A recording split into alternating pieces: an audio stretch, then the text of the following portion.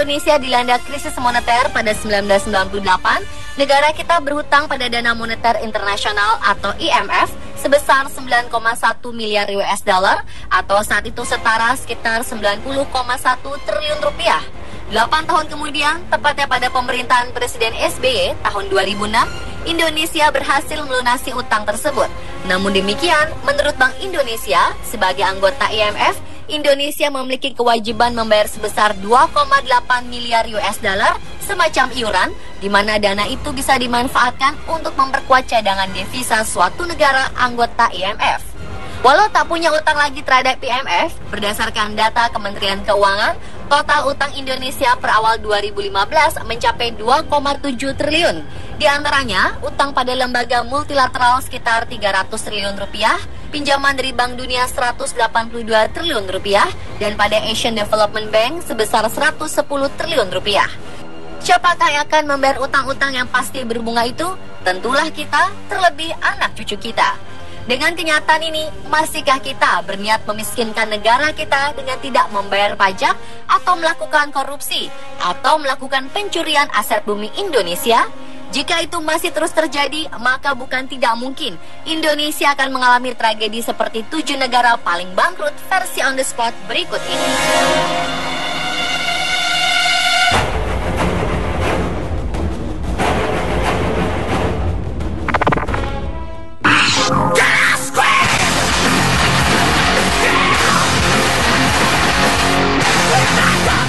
Juni 2015 merupakan hari bersejarah bagi Yunani.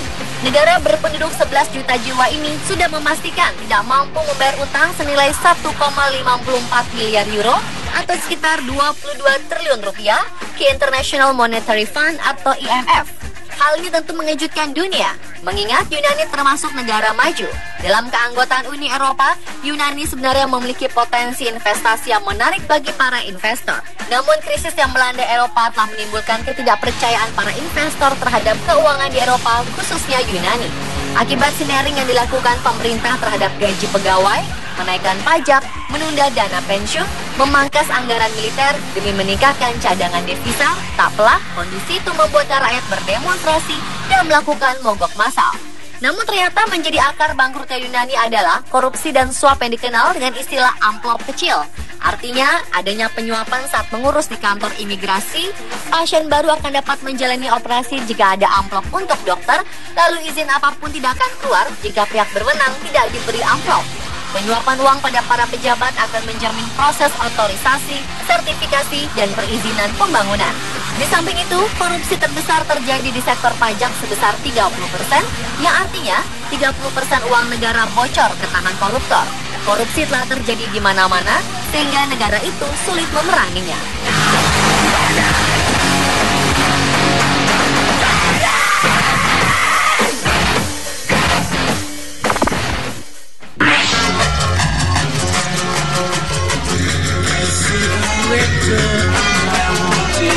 Berikutnya adalah Ekuador.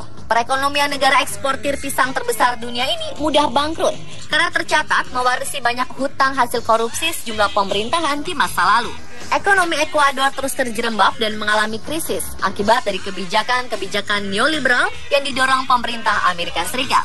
Sejak awal 1990-an, Ekuador telah dipimpin sejumlah presiden neoliberal yang menerapkan penghematan dan resep pasar bebas ala IMF dan Bank Dunia. Namun ternyata hasil dari seluruh kebijakan tersebut sangat buruk. Perekonomian Ekuador carut-marut hingga tingkat inflasi mencapai 60%. Tak hanya itu, standar kehidupan masyarakat pun berkurang, sementara harga barang-barang terus naik dan Ekuador mengalami depresi ekonomi. Pada pertengahan 1999, kas negara Ekuador terkuras habis dan negara tersebut dinyatakan bangkrut.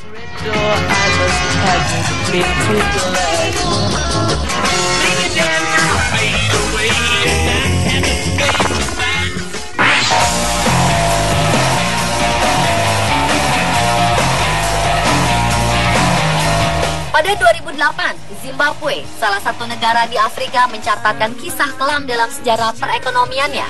Kala itu Zimbabwe terlilit utang sebesar 4,5 miliar US dollar. Dengan kondisi ekonomi yang buruk, pemerintahnya juga harus berjuang mengatasi tingkat pengangguran yang tak terkendali hingga mencapai 80%. Berawal dari demi mengusung sejumlah kepentingan politik pada tahun 2000, pemerintah Zimbabwe menggoncang sektor pertanian komersial domestik. Padahal, ekspor Zimbabwe sangat bergantung pada pertanian dan peternakan. Produk domestik bruto Zimbabwe dengan cepat merosot dari 6,8 miliar US dollar pada tahun 2007 menjadi 4,42 miliar US dollar pada 2008. Pada 2008 juga, pemerintah Zimbabwe tengah berjuang mati-matian melawan penyakit kolera, kelangkaan pangan, inflasi parah, dan konflik domestik. Akibat hyperinflasi, harga-harga barang naik tak terkendali. Demi mengatasi defisitnya, pemerintah terpaksa meminjam uang dalam jumlah sangat besar dari pasar obligasi hingga utang Zimbabwe tercatat mencapai 4,5 miliar US dollar. Akhirnya setelah dihantam dengan kondisi ekonomi yang buruk, Zimbabwe mendeklarasikan kebangkrutannya pada 2009. Meski demikian, sejumlah reformasi dan kebijakan ekonomi yang dilancarkan pemerintah berikutnya ternyata mampu menyokong perekonomiannya hingga mampu bangkit secara perlahan.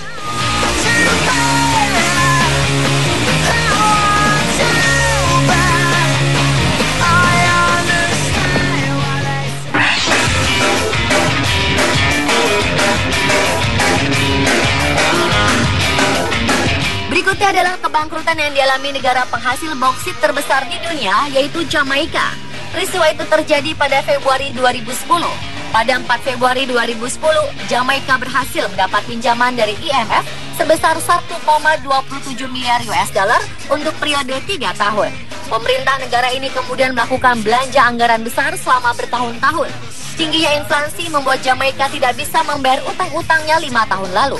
Saat itu 40% dari anggaran pemerintah dialokasikan untuk membayar hutang.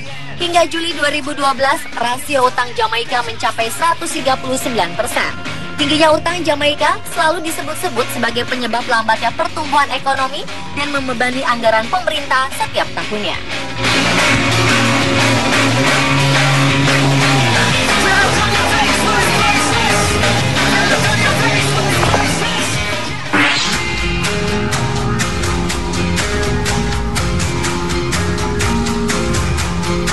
Belum selesai masalah Yunani yang tidak bisa membayar hutang, ternyata beberapa waktu belakangan ini Puerto Rico juga mengalami masalah yang sama.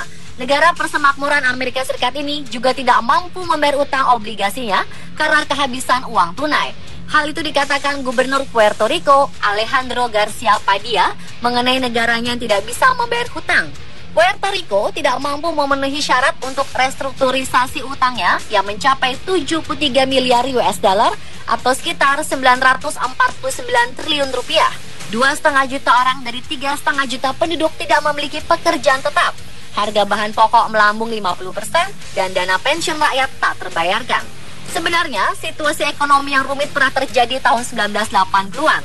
Pada saat itu, pemerintah mulai meminjamkan dana untuk membayar utang-utangnya ketika terjadi penurunan penerimaan pajak disebabkan antara lain krisis ekonomi yang dipicu oleh embargo minyak sejak pertengahan 1970-an dan resesi dari pertengahan 1980-an hingga awal 1990-an.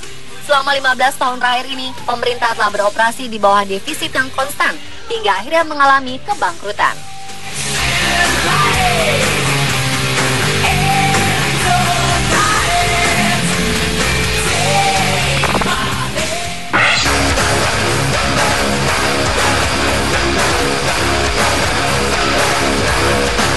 Mungkin banyak orang awam yang tidak mengira kalau negara sebesar Argentina juga mengalami kebangkrutan. Lagi-lagi korupsi besar-besaran yang dialami Argentina menjadi penyebab bangkrutnya negara itu.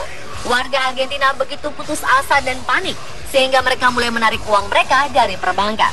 Karenanya, pemerintah membekukan semua rekening bank untuk 1 tahun. Setiap orang hanya memungkinkan untuk menarik uang mereka sebesar $250 per minggu. Di samping itu, tingkat pengangguran melonjak hingga hampir 25%. Diperkirakan nyaris 40.000 orang baru menjadi tunawisma dan bertahan hidup dengan mengais-ngais sampah. Banyak jaringan dipotong untuk mengkompensasi kekurangan kas negara. Produk Argentina ditolak oleh beberapa negara. Saat itu, segelintir kreditor asing berusaha mengambil keuntungan di atas penderitaan rakyat Argentina. Orang menyebutnya dengan istilah dana burung bangkai. Jadi, kreditor akan membeli utang-utangnya dengan harga sangat murah, seringkali hanya 20% dari nilai nominalnya. Pada Juli 2014, Argentina dinyatakan gagal membayar utangnya kepada kreditur.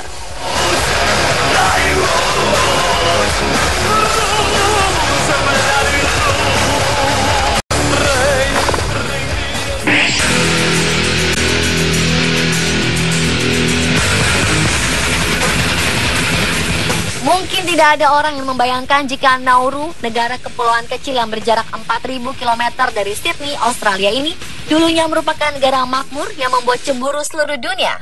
Namun kini Nauru hanyalah sebuah negara yang sekitar 75% wilayahnya sudah tidak layak dihuni. Kekayaan Nauru bermula saat ditemukan fosfat atau pupuk yang berasal dari kotoran burung yang berumur lebih dari 1.000 tahun pada 1960-an. Penemuan tersebut yang kemudian mengundang perusahaan asing untuk membuat tambang di negara tersebut untuk kemudian mengeruk semua persediaan fosfat yang ada. Hal ini yang kemudian mempengaruhi pemasukan negara. Pada era kejayaan fosfat, Nauru adalah negara dengan pendapatan per kapita pendudukan paling tinggi di dunia. Penduduknya hidup berfoya-foya dan banyak melakukan impor. Sayangnya setelah fosfat yang terkandung di dalam perut bumi Nauru habis, perekonomian negara yang berada di Pasifik tersebut menjadi negara miskin. Bahkan Nauru harus berutang kepada Australia untuk bisa menjalankan pemerintahan.